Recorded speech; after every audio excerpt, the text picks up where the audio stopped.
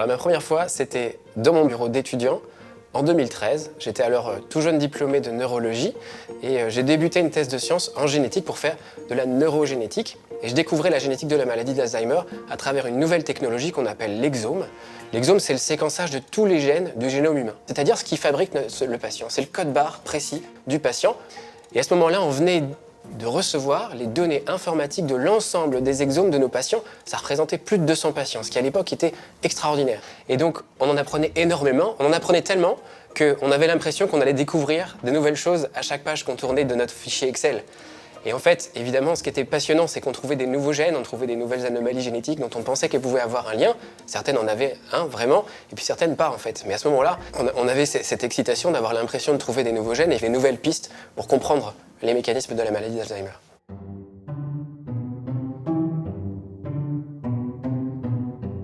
Identifier une anomalie génétique qui a favorisé la maladie chez un patient, c'est pas guérir la maladie. En revanche, ça permet de donner des éléments d'explication de pourquoi cette personne-là est malade et en particulier pourquoi cette personne-là a développé la maladie à un âge précoce, puisque dans nos recherches, nous travaillons beaucoup sur les personnes qui ont eu une forme précoce de la maladie. Néanmoins, identifier les variations génétiques qui favorisent la maladie, c'est extrêmement important pour la recherche, puisque aujourd'hui, les médicaments qui sont développés pour lutter contre la maladie d'Alzheimer sont des médicaments qui ont été développés grâce aux connaissances de la génétique. Ça a permis de comprendre les mécanismes de la maladie, de savoir à quel endroit, dans les mécanismes de la maladie, il fallait se battre, il fallait développer des médicaments pour casser une espèce de cascade, un cercle vicieux qui se met en route, et qui se met en route bien avant le début des symptômes.